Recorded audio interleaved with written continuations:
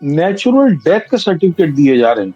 25 लाख की घोषणा तो कर चुके हैं, लेकिन हो रहा है कि किसी को बता रहे हैं कि ये सर्दी से मरा है, किसी को बोल दिया हार्ट अटैक से मरा है। अब ये होना शुरू हो गया। उन्होंने बोला कि हमारे यहाँ तो हिंदुत्व तो उस फुटबॉल क्लब की तरह हो गया कि यदि आप मेरे को फॉलो नहीं करोगे, मेरा सपोर्ट नहीं करोगे, तो हम आपका सिर फोड़ देंगे। तो मैंने इसको नोटिस भी किया था, और ये इसको कहते हैं तर्क दोष। अगर आज जो घटना घट रही है उसको जस्टिफाई करने के लिए ये लोग इतिहास के किसी घटना को उठा करके लाते हैं, और उसके जरिए फिर अपने अपने जो इनके गुनाह हैं, अपराध हैं, उसको ये लोग कवर अप करते हैं कि भाजपा से संबंधित लोग, विधायक, पार्षद, सांसद, गुंडे, मवाली, बिल्डर, दलाल, सबने वहां पे दुकानें खरीदी हैं, सबने वहां पे जगहें अधिग्रहित की हैं। बहुत सारे वहां पे कॉर्पोरेट्स को, बड़े बड़े लोगों को वहां पे सेक्टर्स बसाने की, बनाने की उनको परमिशन दी गई है। तो बेसिकली एक पैसे का भी एक खेल है, एक लूट तंत्र भी है इसमें।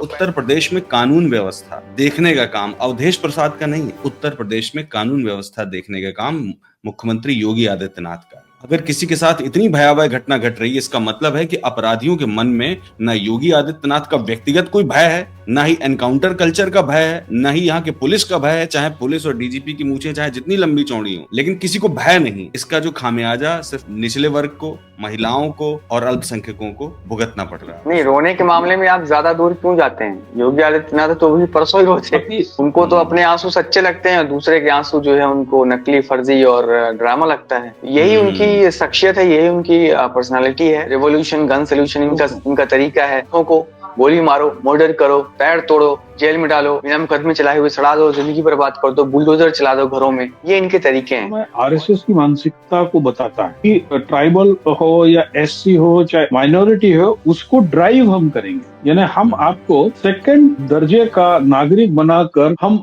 आप पे दया करेंगे।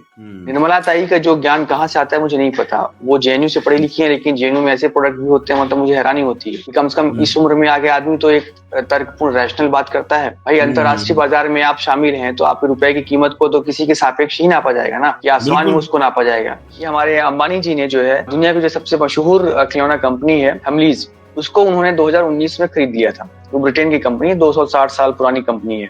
उसको उन्होंने, अंबानी भाई ने 2019 में खरीदा, और 2025 के बजट में उसके लिए बकायदा ये लोग प्लान लेकर के आ गए। उसमें अंबानी भाई पहले से घुसे हुए हैं, उनकी मोनोपोली पहले से ही है। तो बेसिकली आप जो लेकर के आ रहे हैं वो अंबानी के लिए लेकर के आ रहे हैं। Learning TLM, teaching learning material के लिए हर स्कूल को दिया जाता है। अब देश के 1 लाख कुछ स्कूल हैं, इसके अंदर 2,000 रुपए के हिसाब से तो सीधे यही हो गई। ये अरबों खरबों रुपए का खेल है। बैठे बिठाए आपने एक बहुत बड़ा सेक्टर जो है आपने किसी एक अपने इंडस्ट्री कॉर्पोरेट को अपने सौंप दिया, जो कि आपके कंधे पे हाथ रखता है। वही प्लानिंग उस बजट में दिख रही है कि पूरे देश में अपील करो, एक पेड़ माँ के नाम, जब पेड़ बड़े हो जाए तो पूरा जंगल अडानी के नाम। सलाम, नमस्कार, मैं हूं कुणाल पाठक और आप देख रहे हैं द लखनऊ पोस्ट आज का अखबार। आज के अखबार में मेरे साथ हैं मेरे मेहमान एनबीटी के पूर्व संपादक पंकज चतुर्वेदी जी और नेशनल हेराल्ड से मेरे दोस्त विश्व दीपक। आप दोनों का स्वागत है। पंकज जी, आज के अखबार की शुरुआत महाकुंभ में हुई दुर्घटना से की जाए। हम लोगों ने देखा कि दुर्घटना घटी और अखबारों ने रिपोर्ट किया कि 30 जानें गई हैं और 60 लोग घायल हैं। ऑल्दो ये आंकड़ा बिल्कुल कहीं से भी क्रेडिबल नहीं लग रहा है, लेकिन चूंकि अभी तक कोई ऑफिशियल आंकड़ा नहीं है इसके अलावा, तो लोग इसी को सही मान रहे हैं। लेकिन 30 लोग भी तो कम नहीं होते। अगर ये आंकड़ा सही है तो 30 लोग भी तो कम नहीं होते। लेकिन आप दूसरी तरफ देखिए, जिस सरकार को इस पर शर्म आनी चाहिए, डबल इंजन सरकार को शर्म आनी चाहिए, मतलब राज्य में भी और केंद्र में भी, उनकी भाषा देखिए। अब अखबारों में लिखा है एक और आपदा और दूसरी ओर मोदी की गारंटी। अर्थव्यवस्था के स्वास्थ्य की गारंटी दी थी इन्होंने, वो बुरी हालत में है। रोजगार के स्वास्थ्य की गारंटी दी थी, वो भी बुरी हालत में है। आम लोगों के स्वास्थ्य की हालत की गारंटी दी थी इन्होंने, वो भी बुरी हालत में है। हर चीज बुरी हालत में है। 4 साल के निम्नतम स्तर पर है भारत की अर्थव्यवस्था की दर, इकोनॉमिक सर्वे ऑफ इंडिया बता रहा है। इसके बाद भी आप देखेंगे कि इनका एग्रेशन कम नहीं हो रहा। योगी आदित्यनाथ को शर्म नहीं आ रही है कि वो इतने बड़े हादसे के बावजूद एग्रेशन में है बिल्कुल, और गाजी और पाजी जैसे शब्दों का इस्तेमाल कर रहे हैं। जब उनको वहां पहुंचना चाहिए, संवेदनशीलता दिखानी चाहिए, वो सिर्फ और सिर्फ चुनाव प्रचार में लगे, बाकी और कोई मामला है नहीं इनके पास। पंकज जी देखिए, हिंदू धर्म के जो तथाकथित लोग हैं वो इतने निकृष्ट हो चुके हैं कि वो एक शंकराचार्य अभिमुक्तेश्वरानंद को फर्जी, और यहाँ तक कि उसे मौलाना अभिमुक्तेश्वरानंद खान बना के उसके सिर पे टोपी लगाकर अब मेम्स प्रचारित कर रहे हैं। हाँ, ग्रोक से तस्वीर बनाई उनकी। ठीक है। अब जब हमारा धर्म रविंद्रपुरी जो कथित रूप से अखाड़ा के हेड हैं, वो हम्म शंकराचार्य की आलोचना कर रहे हैं। हम्म जबकि ईमानदारी की बात यह है, यदि हम अपने तंत्र को देखें, जिसको ये अखाड़ा परिषद और ये सब कहते हैं, ये है हम्म क्या? ये क्या डेमोक्रेटिक हैं, या इनका क्या तंत्र है? हम्म आपकी जब इच्छा हुई, आपने किन्नर अखाड़ा बना दिया। किन्नर अखाड़ा बनाया था, तो उसमें किन्नर ही होने थे ना। उसमें ममता कुलकर्णी भी घुस जाती हैं। और उससे पहले भी गाजियाबाद का एक बिल्डर था, सचिन दत्ता, जिस पर 150 करोड़ रुपए के घोटाले का आरोप था, उसे भी महामंडलेश्वर बना दिया। वो एक जो लंपट गुंडा है, डासना मंदिर का त्यागी, उसको भी आपने महामंडलेश्वर बना दिया है। ऐसे और मंडलेश्वर जो बने हुए हैं, उनको तो आप संभाल नहीं पा रहे हैं। और एक आपने लोगों को आमंत्रित किया, आपको मालूम था कि हर दिन 10 करोड़ लोग आएंगे, आपको मालूम था कि 20 करोड़ लोग आएंगे। जाहिर है कि यदि मैं अपने घर में 100 लोगों को बुलाता हूं, तो 125 लोगों की व्यवस्था तो भोजन की करके रखता हूं ना। बिल्कुल। आपने व्यवस्था नहीं की।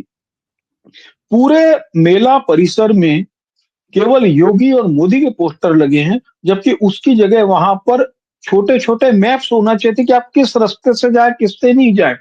इस चीज का कोई जवाब देने वाला नहीं है कि पूरे यूपी के पंटून पुल उठा के आपने वहां लगा दिए हैं, और उनको अधिकांश को आप बंद क्यों रखते हैं? एक भी मौत तकलीफदेयक है, एक भी भगदड़ तकलीफदेयक है, लेकिन वहां पर 3 से 6 भगदड़ हुई है। आंकड़ों का दुर्भाग्य यह है कि अब लोगों की नेचुरल डेथ के सर्टिफिकेट दिए जा रहे हैं। 25 लाख की घोषणा तो कर चुके हैं, लेकिन हो रहा है कि किसी को बता रहे हैं कि ये सर्दी से मरा है, किसी को बोल दिया हार्ट अटैक से मरा है। अब ये होना शुरू हो गया है। एक भी मृत्यु, किसी भी हादसे में असामयिक मृत्यु होती है, वो तकलीफ दे है। उसमें वो एक बागेश्वर वाला है, वो कहता है कि उनको मुक्ति मिल गई। आप घटिया किस्म की बातें कर रहे हैं। और धर्म को कल जो जयपुर लिटरेचर फेस्टिवल में शशि थरूर ने बोला कि हिंदुत्व तो भारत में एक राजनीतिक मुद्दा है, और उसने तुलना उसकी अमेरिका के एक फुटबॉल क्लब से की, जिसका नाम भूल रहा हूं। उन्होंने बोला कि हमारे यहाँ तो हिंदुत्व तो वो उस फुटबॉल क्लब की तरह हो गया कि यदि आप मेरे को फॉलो नहीं करोगे, मेरा सपोर्ट नहीं करोगे, तो हम आपका सिर फोड़ देंगे, हम आपको देशद्रोही कह देंगे। तो जब हम इस स्तर पर पहुंच गए हैं, तो मैं तो इसको एक धार्मिक आयोजन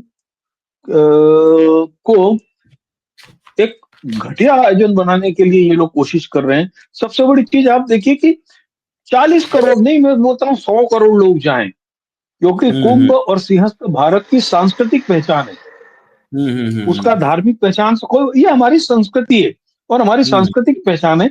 इस सांस्कृतिक पहचान में अधिक से अधिक लोग सहभागी हों, लेकिन उनकी व्यवस्था भी तो उस तरीके से हो। बात तो आपकी लोगों की सही है पसलियां बिल्कुल। टूट गई हैं, दांत टूट हम्म। गए हैं।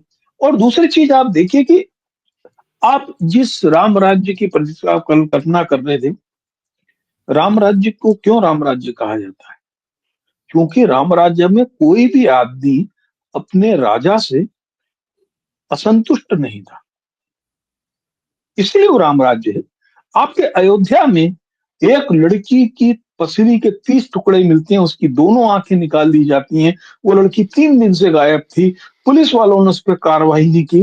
और जब वहां के सांसद को इस चीज को देख कर दुख लगा, तो हमारा मुख्यमंत्री कह रहा है कि ये तो ढोंग कर रहे हैं, और उसमें भी केस में काजी और पाजी और वो निकलेंगे हर चीज का। मुझको जिस दिन ये बात हो रही थी इलाहाबाद में कि वहां के मुस्लिम समुदाय ने इस तरीके से सहयोग किया, उस दिन मुझे लगा था कि मुसलमानों की शायद आफत आएगी, क्योंकि ये कोई भी जो शक है, कोई एक कॉन्स्पिरेसी थ्योरी बना के 4 मुसलमानों को फंसा दी।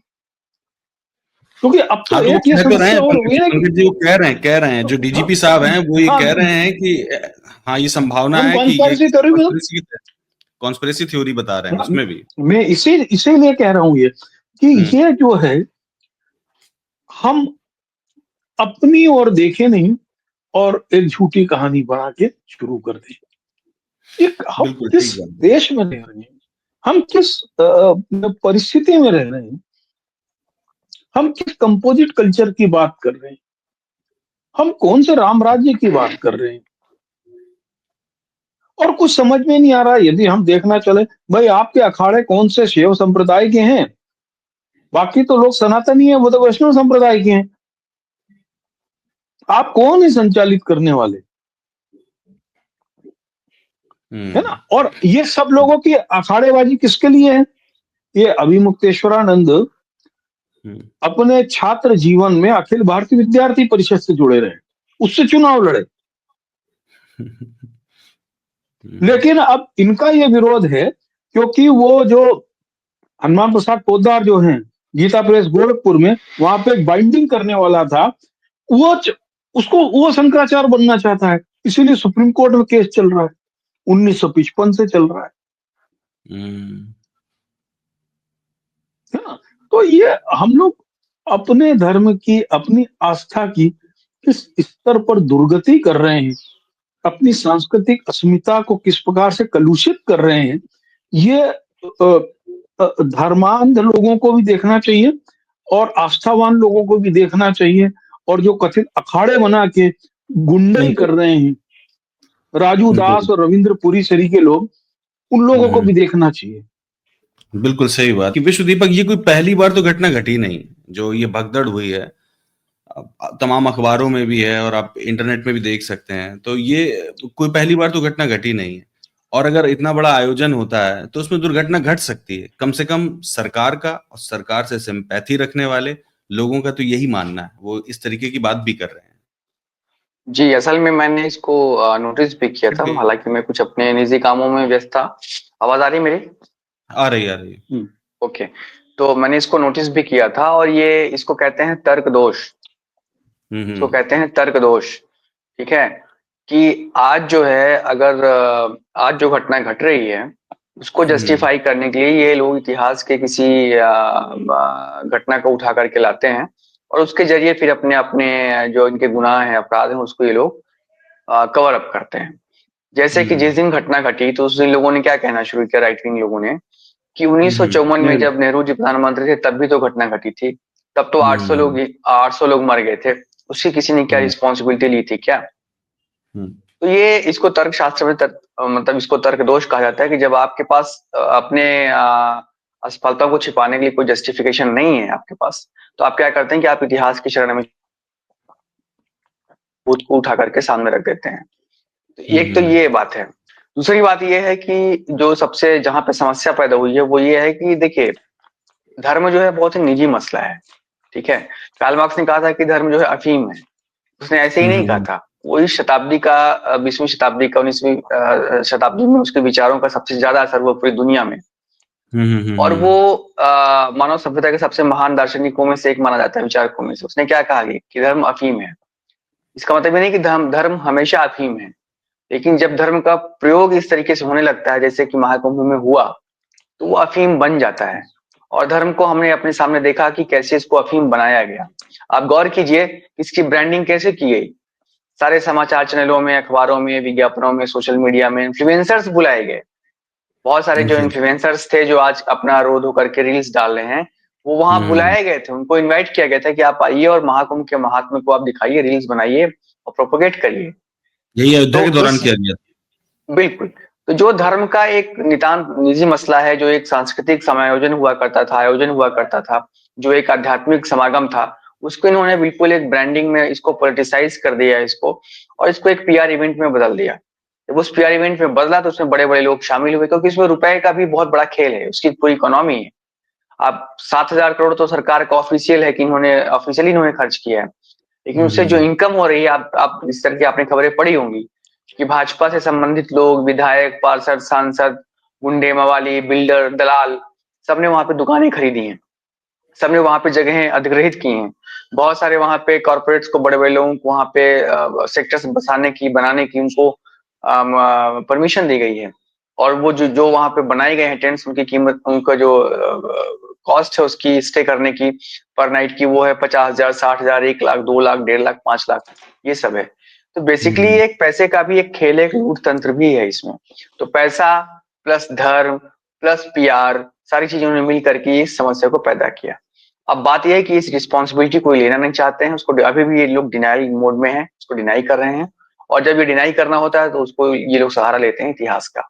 इतिहास में भी चूंकि ऐसा हो चुका है, इसलिए हमारा ये ऐसा करना जायज है। ये गलत बात है। ये यही इन्होंने आपने देखा बाबरी में किया, यही इन्होंने आपने देखा कि ये अयोध्या, काशी, मथुरा में हर जगह कर रहे हैं। तो मध्यकाल में कुछ हुआ, मानते हैं हम इस चीज को, लेकिन वो हो चुका है। उसके जरिए आप आधुनिक काल के आज के दौर को आप डिफाइन नहीं कर सकते, नहीं करना चाहिए। बिल्कुल नहीं करना चाहिए। पंकज जी, एक चीज और है, इसी में अगर थोड़ी देर और बन रहे। जी जी जी। इसमें मैं एक चीज और जोड़ना चाहूंगा। असल में क्या है कि जो अर्थतंत्र है ना, वो अर्थतंत्र नहीं है, वहां पर पूरा भ्रष्ट तंत्र है। पिछले हफ्ते जिस टेंट सिटी में आग लगी, जब उसकी जांच होना शुरू हुई तो मालूम पड़ा कि उसकी परमिशन ही नहीं है। बिल्कुल। और अब वहां पे स्थिति है कि वहां का कोई राजस्थान का टेंट वाला है, अब वो अपने 1.5-2 करोड़ रुपए तलाशने घूम रहा है। उस टेंट सिटी में कम से कम 150 दुकानें भी थी, उनसे भी 10-10 लाख रुपए ले लिए गए थे। और जिन लोगों ने पैसे लिए और जिनने टेंट सिटी में 20 से 50 हजार रुपए के डोम्स थे। अब आप सोच लीजिए कि 128 टेंट्स की वो जो सिटी को बसा दिया गया, जिसका कोई परमिशन ही नहीं है। तो ये तो चूंकि वो आग लग गई इसलिए सामने आ गया। ऐसा लगता है कि वहां पर बड़े स्तर पर छोटी छोटी दुकान वालों से इतनी जम के वसूली की जा रही है कि वो न तो देने वाला कुछ कह रहा है ना लेने वाला कह रहा है। वहां पे 50 रुपए का पानी का बोतल भी लोग खरीद रहे हैं। भाई इलाहाबाद का कोई नेता है शायद, बीजेपी का नंदी नाम का कोई आदमी है, मंत्री है शायद, कोई नंदी है मंत्री उसके है बारे में। हाँ, उसके बारे में ये सुनने में आया है कि उसने जो वहां पे 10-20 दुकानें खरीद ली थी पहले, 2 लाख 3 लाख की उस पे रेट पे, जो भी वहां का रेट होगा। और इसके बाद उसने उन दुकानों को 10 लाख 5 लाख 8 लाख जैसे जहां बेच सका उसको बेचा, 1 महीने के लिए किराए पे दिया उसने। सोचिए कि उसने एक दुकान के हिसाब से उसने 5 लाख 6 लाख का उसने मुनाफा कमाया। इस नंदी तरह पर की तो भ्रष्टाचार के भी आरोप लगे हैं। नंदी पर तो भ्रष्टाचार के भी आरोप लगे हैं शायद पहले। बिल्कुल, वही मैं वही कह रहा हूँ। तो ऐसे ऐसे ऐसे लोगों ने किया वहां पर। राजनाथ सिंह घर गए थे ना जी उसके पूरे घर में। हाँ हाँ हाँ। पंकज जी, एक चीज मैं और पूछना चाह रहा हूँ, ये अक्टूबर की घटना है, जब मतलब इन्हीं चीजों को आपस में जोड़ के देखें तो आप मतलब कुंभ और हमारी परंपरा की भी बात कर रहे थे, विश्व दीपक भी यही बात कर रहे थे। अक्टूबर में क्या हुआ था, आपने देखा होगा कि अक्टूबर 24 में अखिल भारतीय जो अखाड़ा परिषद है, इन्होंने निर्णय लिया था कि मुसलमानों को एंट्री नहीं दी जाएगी, नहीं आने चाहिए। मैं ही समझ रहा हूँ कि जो ये अखाड़ा वाला जो हमारी परंपरा है, ये तो सैकड़ों वर्ष पुरानी परंपरा है, कोई आज की नहीं है। या कभी किसी अखाड़े ने भारत में आज तक कोई ऐसा रिजोल्यूशन पास किया है आपस में मिलके कि किसी अन्य धर्म और संप्रदाय के लोग नहीं आए? हम लोगों ने देखा है कि शक शासक हों, चाहे हूण शासक हों, चाहे मुगल शासक हों, सभी राजे महाराजे सारे लोग आते रहे, कभी किसी को रोका नहीं गया। उन्होंने आर्थिक सहयोग भी किया और उन्होंने सामाजिक संस्कृति को आगे बढ़ाने में भी सहयोग किया। ऐसा तो कभी नहीं हुआ आज तक। आपकी नजर में है कभी, आपने कभी पढ़ा? और ये जो बात कर रहे थे विश्व दीपक, विपिन चंद्रा इसको सांप्रदायिकता के अंतर्गत लाते हैं विश्व दीपक, कि जब आप आज की बात को लेकर के आप पुरानी बात पे रोना रोते हैं, एक इतिहास से और एक तो वो सांप्रदायिकता ही। तो मेरी जानकारी में मैंने जितने लोगों को कुंभ के बारे में पढ़ा और कुंभ से जुड़ी हुई जो किताबें पढ़ी हैं, और नेशनल बुक ट्रस्ट में तो कुंभ पे मैंने एक किताब का संपादन भी किया। मैं जितना कर पढ़ा हूं, मैंने कभी नहीं देखा कि धर्म, जाति, भाषा, संप्रदाय के आधार पर किसी को प्रतिबंधित किया गया। जब हम कहते हैं वसुधैव कुटुंबकम, तो इसका मतलब है कि हम दुनिया के सभी लोगों को अपने में समाहित करते हैं। अभी कुछ देश के लोगों को वहां पर राजदूतों को वहां डुबकी ले जाने को ले जाया गया। बहुत सारे यूरोप के क्रिश्चियंस और जूस भी वहां पर घूम रहे हैं। तो क्रिश्चियन और जूस को तो परमिशन है, लेकिन मुसलमान को नहीं है। ये मुझको समझ में नहीं आया। और उस परिस्थिति में कि मुख्यमंत्री जी हमारे नाथ संप्रदाय से जुड़े हुए हैं, नाथ संप्रदाय में बड़ी संख्या में मुस्लिम सेंट भी हुए, है ना। तो हम, और दूसरा चीज है कि ये एक अपने आप को क्षुद्र, छोटे में समेटने की, खुद की पैर पे कुल्हाड़ी मारने वाली कोशिश से अधिक को नहीं कहा जा सकता कि जिस देश में 22 करोड़ 25 करोड़ मुसलमान रहते हैं, उनको कह दिया जाए कि आप इस देश के सांस्कृतिक अनुष्ठान का हिस्सा ना बने। बिल्कुल। है ना?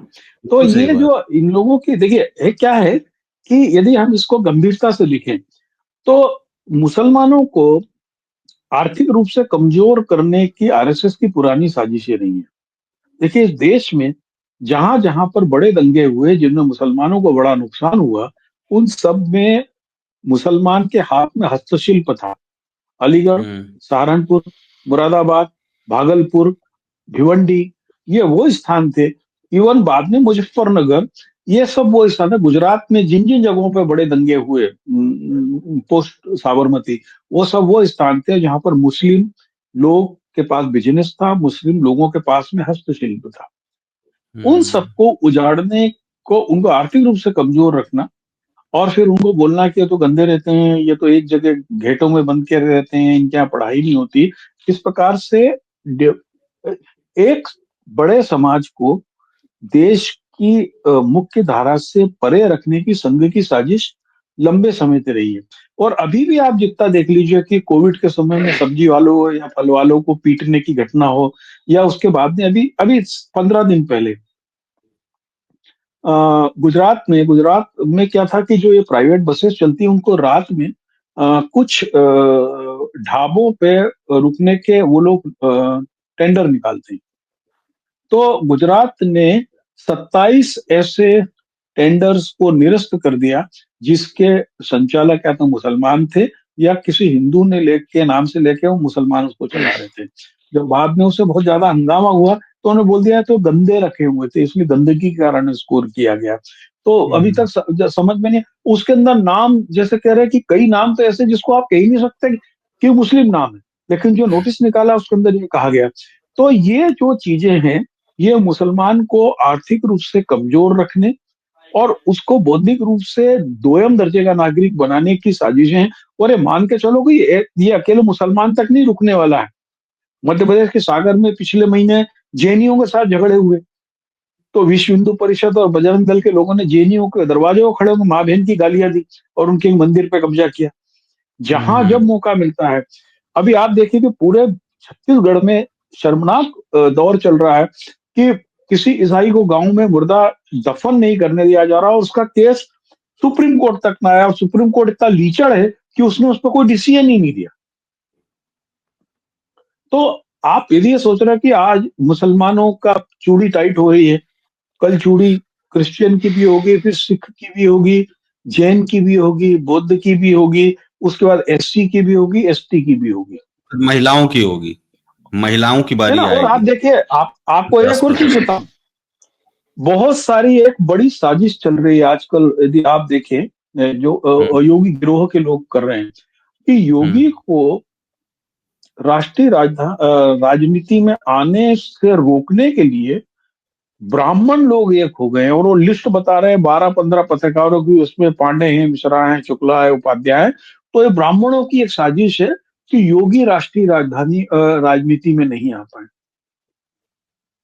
ये अफवाह है, तो अफवाह ही है ना। नहीं, नहीं अब नहीं ये जो जिसको मैं लंगोट गिरोह कहता हूँ उन लोगों ने सोशल मीडिया पे शुरू कर दिया है नाम ले लेके। ओके। और देखिए भारतीय जनता पार्टी और आरएसएस का तरीका है वो हर बार एक भगवा वाले को सामने लेके आते हैं। करपात्री महाराज को भी शुरू में नेहरू के खिलाफ उनने खड़ा करके सब कुछ किया। उसके बाद में फिर विजय राय सिंधिया के प्रश्रय में बहुत सारे संत तैयार किए गए। उमा भारती को एक बड़ी नेता के रूप में किया फिर उसको डंप कर दिया। अब योगी को राष्ट्रीय स्तर पे किया अब उसको डंप करना है इसलिए वो बागेश्वर बाबा को शुरू कर दिया। कल बागेश्वर बाबा भाजपा के प्रवेश वर्मा के लिए दिल्ली में वोट मांग रहे थे। हम्म तो जो मुझे अब यही लगता है आशा की कि जा इनका सकती जो है इन लोगों की, और क्या आशा की हाँ जाएगी, यही करेंगे। क्योंकि ये सब लोग जो है जो मानसिक दमन करते हैं ना वो हम्म उसका तरीका यही है कि एक एक चेहरे को लेके आएंगे एक सीडो बनाएंगे उसके बाद में उसको खत्म करते रहेंगे। बिल्कुल ठीक बात है। विश्व दीपक, एक चीज आप ये बताइए कि जो ये पंकज जी ने इस घटना का जिक्र भी कर दिया जो अयोध्या में दलित लड़की के साथ जो भयावह घटना हुई है, और इसके बाद जो वहां के सांसद हैं अवधेश प्रसाद जी, वो रोते हुए दिखाई पड़े। तकलीफ है, इतनी भयावह घटना है कि कोई भी सुन लेगा तो थोड़ी देर तो उसका मन ही नहीं लगेगा, कुछ अच्छा ही नहीं लगेगा, तो वो रो पड़े बेचारे। अब इसको योगी आदित्यनाथ साहब ने कहा कि ये नौटंकी है। खैर से रोना अगर नौटंकी होता तो वो भी एक बार रोए थे लोकसभा में, तो मतलब मैं ये सब नहीं मानता कि रोना नौटंकी, उनको भी तकलीफ रही होगी, इनको भी तकलीफ रही होगी। बात ये है कि मान लीजिए कि वो रो रहे थे या सिर्फ वो अफसोस भी जता देते, तो उत्तर प्रदेश में कानून व्यवस्था देखने का काम अवधेश प्रसाद का नहीं है। उत्तर प्रदेश में कानून व्यवस्था देखने का काम मुख्यमंत्री योगी आदित्यनाथ का है। अगर किसी के साथ इतनी भयावह घटना घट रही है, इसका मतलब है कि अपराधियों के मन में न योगी आदित्यनाथ का व्यक्तिगत कोई भय है, ना ही एनकाउंटर कल्चर का भय है, ना ही यहाँ के पुलिस का भय है, चाहे पुलिस और डीजीपी की मूछें चाहे जितनी लंबी चौड़ी हो, लेकिन किसी को भय नहीं है। और सबसे सबसे ताज्जुब की बात यह है कि इसका जो खामियाजा सिर्फ निचले वर्ग को, महिलाओं को और अल्पसंख्यकों को भुगतना पड़ रहा है। विश्व दीपक। बिल्कुल। और राम मंदिर देखिए, का भी भय नहीं है। हाँ, राम मंदिर का भी भय नहीं, बिल्कुल नहीं, रोने के मामले में आप ज्यादा दूर क्यों जाते हैं? योगी आदित्यनाथ तो भी परसों ही रोते, अभी परसों भी स्टैम्पीड के रो बाद ही लिए थे वो तो। बिल्कुल। हाँ। तो उनको तो अपने आंसू सच्चे लगते हैं, दूसरे के आंसू जो है उनको नकली, फर्जी और ड्रामा लगता है। यही हम्म उनकी शख्सियत है, यही उनकी पर्सनालिटी है, और यही उनकी हम्म पॉलिटिक्स है। और जहां तक बात लैंड ऑर्डर की है और उनके काम करने की, गवर्नेंस की है, जब दूसरी बार आए तो वो क्या बना करके आए कि हमने जो है लव जिहाद के खिलाफ वो कौन से रोमियो स्क्वाड्स बनाए हैं और हम्म लोगों को पकड़ेंगे और तमाम चीजें, तो वो एक्सपोज हम्म हो चुके हैं। और हम्म एनकाउंटर से भी देखिए, क्राइम का जो सॉल्यूशन है वो एनकाउंटर नहीं है। क्राइम का सॉल्यूशन ये है कि जनता को क्राइम करने की तरफ से रोका जाए, मतलब लोगों के अंदर क्रिमिनलिटी डेवलप ही ना हो लोगों के दिमाग में। ये होता है क्राइम को रोकने का सही तरीका। आप देखेंगे जो दुनिया के हम्म सभ्य देश हैं या जो विकसित देश है, डेनमार्क, स्वीडन, इन सब जगहों पे आप देखेंगे क्राइम रेट बहुत कम है। उसका कारण ये नहीं है कि वहां पर बहुत पुलिस है, वहां तो पुलिस है ही नहीं, ना के बराबर है, या वो हम्म बहुत स्ट्रिक्ट एडमिनिस्ट्रेशन है, वो भी बात नहीं है। बात यह है कि वो जनता की मानसिकता में काम करते हैं और ये कोशिश करते हैं वहां की सरकारें, इनको एजुकेट हम्म किया जाए, लिटरेट किया जाए, इनको सेंसिटिव बनाया जाए ताकि क्रिमिनलिटी ही डेवलप ना हो। ये इसका तरीका होता है।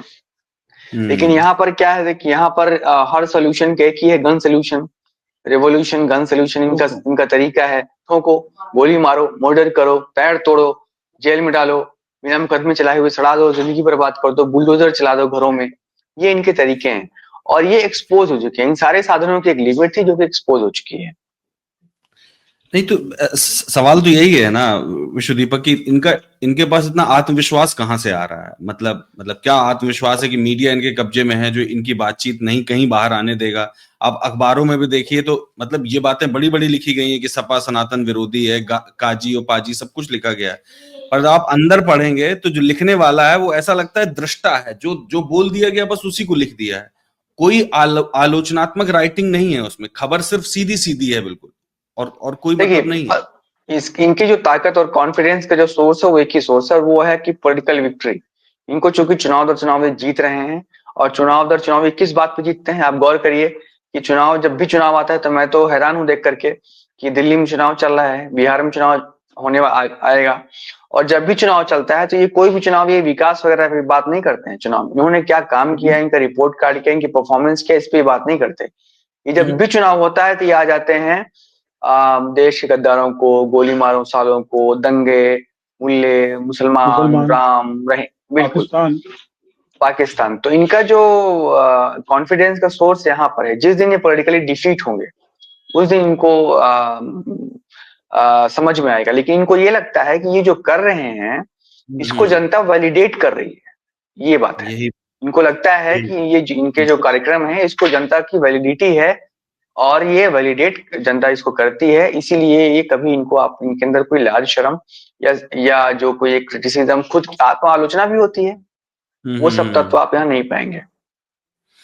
बिल्कुल ठीक बात है। और आप पंकज जी देखिए कि सवाल ये भी उठ सकता है कि लोग इनकी बातों में आ क्यों जाते हैं? क्या उनको विकास नहीं चाहिए? क्या उन्हें स्वास्थ्य नहीं चाहिए? अच्छा, आप ये देखिए निम्न वर्ग के लिए भी कुछ नहीं कर रहे हैं पंकज जी निम्न वर्ग के लिए भी कुछ नहीं कर रहे हैं। मनरेगा की हालत देखिए, तो वहां जो एवरेज हाउस होल्ड वो है पर डे, वो है वो 52 दिनों से पिछले बार आ चुका है, अब 42 दिन, 10 दिन और घट गया है। ठीक है। और आप देखिए तो मनरेगा में जो मतलब एलोकेशन है वो 86,000 करोड़ पिछले बार भी किया था, उतना ही इस बार भी किया है। पिछले बार वाला भी पूरा खर्च नहीं किया था और इस बार वाला भी लगता है पूरा खर्च नहीं करेंगे। और यही कारण है कि हमारी अर्थव्यवस्था नीचे जा रही। निचले वर्ग के लिए भी कुछ नहीं कर रहे हैं, मध्यम वर्ग के लिए जरूर शोर मचाया उन्होंने कि हमने मध्यम वर्ग के लिए 12 लाख रुपए तक आमदनी पर टैक्स खत्म कर दिया। इतना सबके बावजूद विक्ट्री कैसे हो जाती होगी? देखिए, विक्ट्री जो है, यदि आप आंकड़ों का आकलन करेंगे तो आपको लगेगा कि कोई भी जो दल, राजनीतिक दल जीत रहे हैं, वो 28 से 32% वोट पाके जीत जाते हैं। ठीक है। और जो एक जो 70% से कम मतदान होता है, यदि टोटल पोलिंग देखें तो उनको उनको 21 से 22% टोटल जो मतदाता है उनका ही वोट मिल रहा है। अब होता क्या है कि हम चुनाव अब अ, अलग किस्म का है। हम पहले तय करते हैं पोलिंग मोहल्लों को लेकर कि मुझे इनका वोट चाहिए ही नहीं, एक चीज। फिर हम देखते हैं हमको इनका वोट चाहिए। अब इनके और इनके बीच में पोलराइजेशन, ध्रुवीकरण के लिए हम क्या क्या कर सकते हैं? उसमें सांप्रदायिक बातें भी हैं, उसमें उस कम्युनिटी से, उस जात या समाज के दो लोगों को और चुनाव लड़वाना भी है। और फिर जब कुछ नहीं है तो राजीव कुमार है ही अपने पास में, है ना?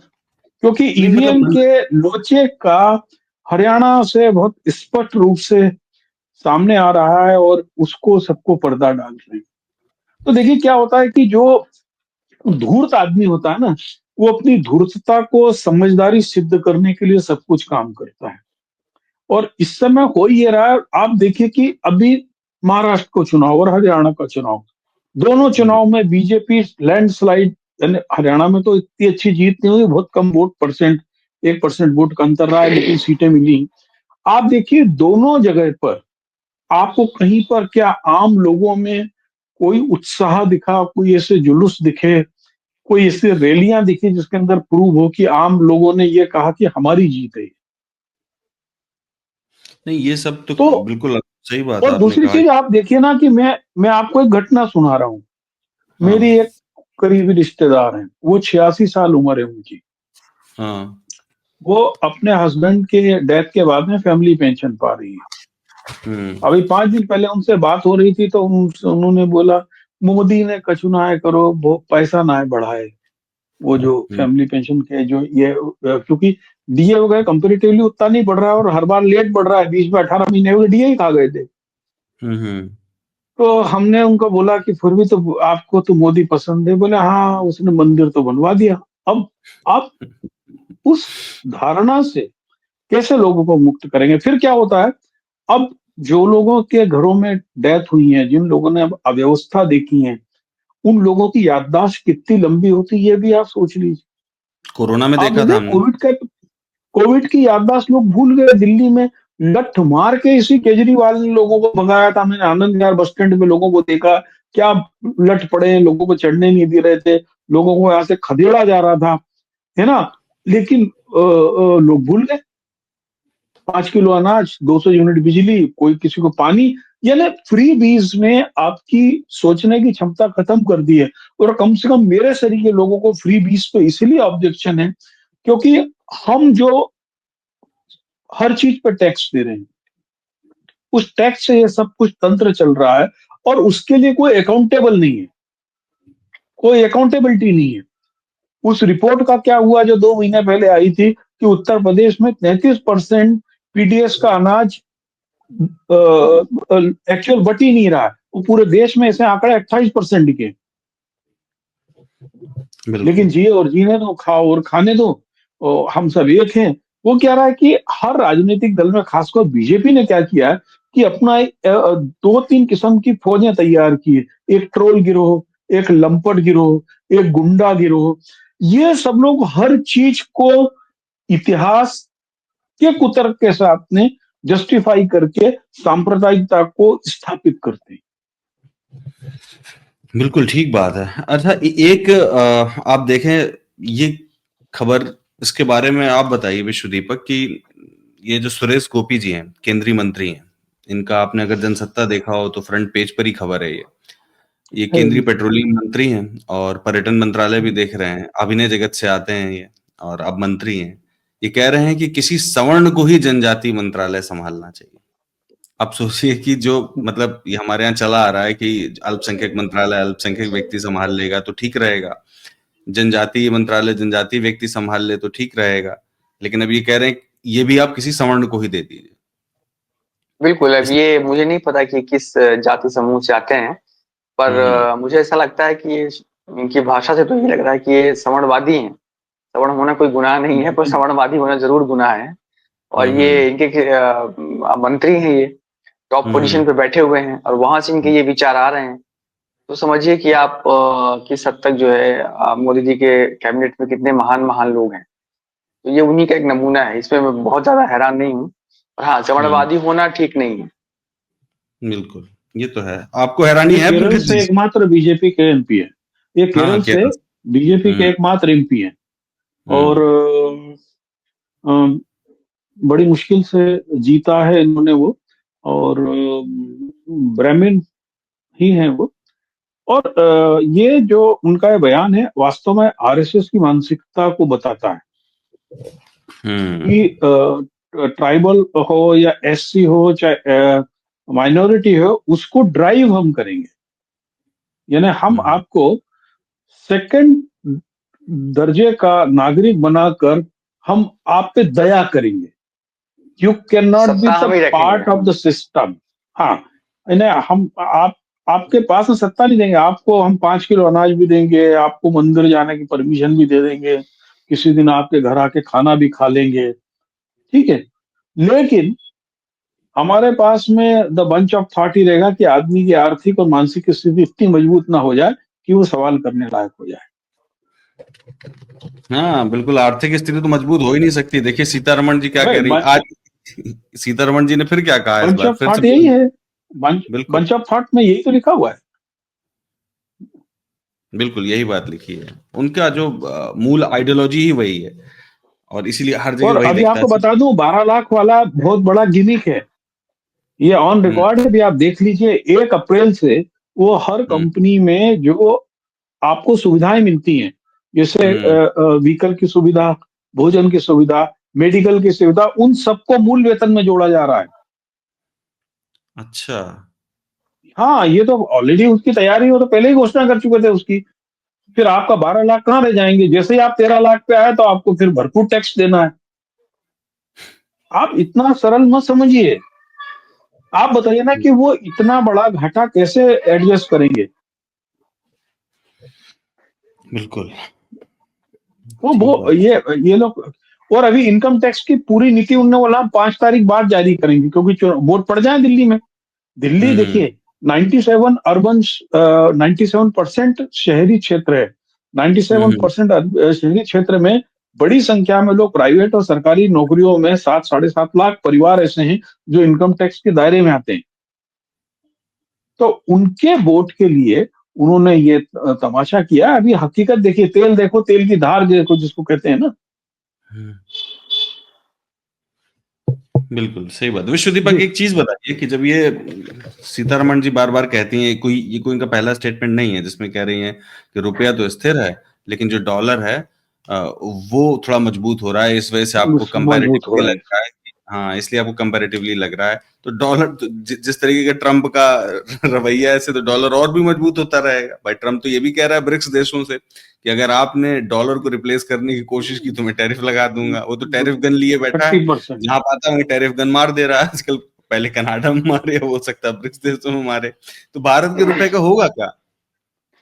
यार दरअसल जो बात बहुत ही दुखदाई है और निराश करने वाली है वो ये है कि मैं हैरान होता हूँ कि ये इतने बड़े बड़े लोग वित्त मंत्री बनते हैं, इतने बड़े बड़े सलाहकार रखते हैं, अर्थशास्त्री रखते हैं, हार्वर्ड और कहाँ से लोग पढ़ के आते हैं। मैं मानता हूँ कि अर्थशास्त्र के मामले में या मेरी जानकारी उतनी अच्छी नहीं है, पर मोटी मोटी चीजें जो मुझे समझ में आती है, जिन पे बात करनी चाहिए, जो बेसिक्स हैं, वो ये है कि हमारी जो अर्थव्यवस्था का जो आप देखिए कि जो स्ट्रक्चरल इश्यूज हैं, जो स्ट्रक्चरल प्रॉब्लम है हमारी अर्थव्यवस्था की, उस पे ना तो कभी ये सरकार बात करती है, ना इसके मंत्री बात करती है, ना ही निर्मला ताई बात करती है।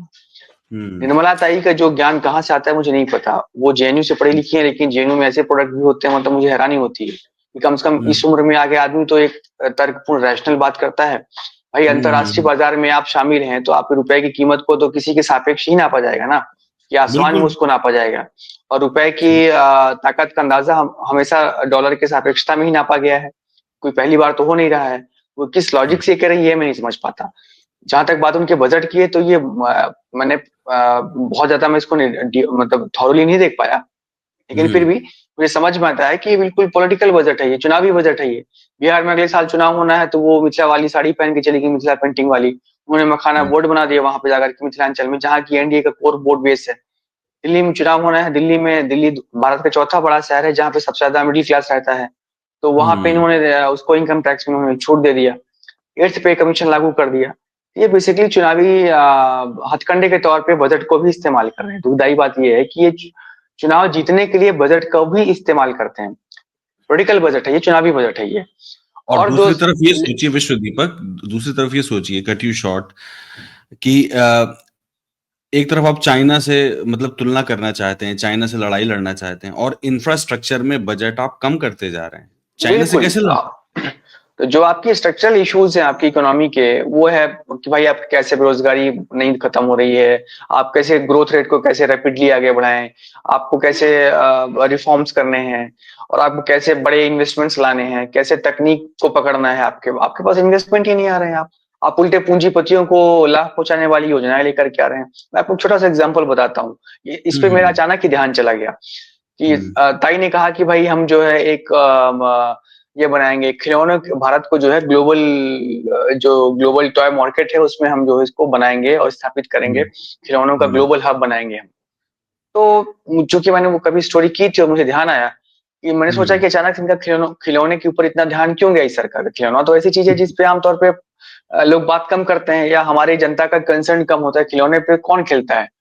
फिर मुझे ध्यान आया कि हमारे अंबानी जी ने जो है दुनिया की जो सबसे मशहूर खिलौना कंपनी है हेमलीज, उसको उन्होंने 2019 में खरीद लिया था। वो ब्रिटेन की कंपनी है, 260 साल पुरानी कंपनी है।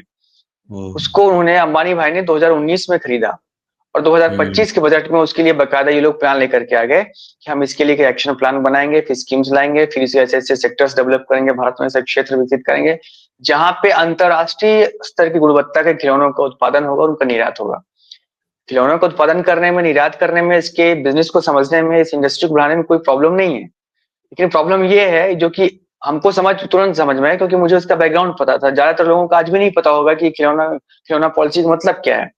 उसमें अंबानी भाई पहले से घुसे हुए हैं, उनकी मोनोपोली पहले से ही है। तो बेसिकली आप जो लेकर के आ रहे हैं वो अंबानी के लिए लेकर के आ रहे हैं। तो आपने सेक्टर्स बांट रख दिए हैं, सारे एयरपोर्ट स्पोर्ट्स आपने अडानी को दे दिए हैं। अब एक खिलौना जो कि इमर्जिंग मार्केट है भारत का, अंबानी के जिसमें बहुत लिए। बड़ा बाजार है, उसको आपने अंबानी को सौंप दिया। तो जो खिलौने चांदनी चौक पे बनते थे, हमारे यहाँ कोई गाजियाबाद के किसी छोटी मोटी फैक्ट्रीज में बनते थे, या जो शनि बाजार में, रवि बाजार में लगते थे, वो सब खत्म हो जाएंगे। उसकी तो जगह जो महंगे स्ट्रक्चरल इश्यूज हैं जी इसमें विश्व दीपक अकेले इतनी बात नहीं है। यदि हम जो 2020 की शिक्षा नीति को देखें तो उसके अंदर जो एजुकेशन है, खिलौनों के जरिए देने का इसके अंदर बहुत बड़ा सेगमेंट है। और अभी तक गवर्नमेंट ने किसी एससीईआरटी या एनसीईआरटी में या डाइट में उस पर कोई काम करना शुरू नहीं किया है। ये जो मूल है वो प्राइमरी और मिडिल स्कूल्स में जो खिलौनों का सप्लाई, जो समझ एजुकेशन गया। प्राइस बिल्कुल जिसको कहते हैं, बिल्कुल ये उसके लिए किया गया है। आपको बताऊं, बिल्कुल ये बहुत बिल्कुल छोटा बिल्कुल खेल नहीं है कि मिडिल क्लास का बच्चा बहुत हाथी बिल्कुल बिल्ली कुत्ता खरीद के ले आया है। ये पूरा बिल्कुल। स्कूल का जो करोड़ों अरबों रुपए का साल का बजट है, जिसको एक्चुअल अब शायद स्कूलों में 1500-2000 रुपए वो देते हैं कि इसमें उसको कहते हैं ये लोग कि teaching learning, TLM, teaching learning material के लिए हर स्कूल को दिया जाता है। अब देश के 1 लाख कुछ स्कूल हैं, इसके अंदर 2000 रुपए के हिसाब से तो सीधे यही हो गई। ये अरबों खरबों रुपए का खेल है। खेल है बिल्कुल। घर बिल्कुल बिल्कुल बिल्कुल बैठे बिठाए आपने एक बहुत बड़ा सेक्टर जो है आपने किसी एक अपने इंडस्ट्री मतलब उसको कॉर्पोरेट को अपने सौंप दिया, जो कि आपके कंधे पे हाथ रखता है। मैंने आज तक किसी ऐसी तस्वीर नहीं देखी जिसमें किसी उद्योगपति ने किसी प्रधानमंत्री के कंधे पे हाथ रखा हो। अंबानी की इकलौती तस्वीर है जिसमें मोदी के कंधे पे हाथ रख के खड़ा होता है। तो ये मैं हैरान रह गया देख करके कि आपके जो स्ट्रक्चरल इश्यूज हैं, आपकी इकोनॉमी की संरचना ही गड़बड़ है, उसको एड्रेस करने के लिए ना आपके पास कोई कंसर्न है ना कोई चिंता है, और आप बिल्कुल हवाई चुनावी और जुमलेबाजी वाले बजट करते हैं, तो क्या ही कहा जाए। अभी मैं देख रहा था एनवायरमेंटल इशू पर भी, एनवायरमेंटल इशू पे ऑन रिकॉर्ड आप देखो तो कह रहे कि हमने 9% पिछले बार से बजट ज्यादा दिया है, लेकिन एक दिन पहले ही जो बजट पूर्व आर्थिक समीक्षा की जाती है उसके अंदर जो जलवायु परिवर्तन की चिंताओं की बात की गई है उसको फुलफिल करने के लिए इस बजट में कोई गुंजाइश ही नहीं रखी आपने, जबकि आप खुद जान रहे हो कि गर्मी के कारण इस साल यानी हमारा गेहूं का उत्पादन भी कम होने वाला है, और गर्मी के दिन जब बढ़े तो जो छोटा मार्केट है यानी फुटपाथ पे लगने वाला या गिग वर्कर्स हैं या चौराहे पे खड़े होने वाले जो लोग हैं उनकी आर्थिक स्थिति बहुत बुरी होने वाली है। उसके लिए इस इन्वायरमेंटल चेंज के प्लान के अंतर्गत उन्होंने कोई प्रोविजन ही नहीं रखा है। बहुत सारा प्रोविजन इन्होंने जंगल बढ़ाने के नाम पे रखा है, जबकि वो ये कि एक पेड़ माँ के नाम रखा और फिर जंगल अडानी का नाम कर दो। वही प्लानिंग उस बजट में दिख रही है कि पूरे देश में अपील करो एक पेड़ माँ के नाम, जब पेड़ बड़े हो जाए तो पूरा जंगल अडानी के नाम। बिल्कुल सही बात। एनवायरमेंटल बजट को मैं इस तरीके से देख रहा था। ठीक बात है। कुल मिला के ये है कि ये बजट आम लोगों के लिए नहीं है, बस दिखाया जा रहा है ताकि लोग आम लोग देखें कि ये उनके लिए बजट है। ठीक है, थैंक यू आप दोनों लोगों का शुक्रिया। इसको यहीं खत्म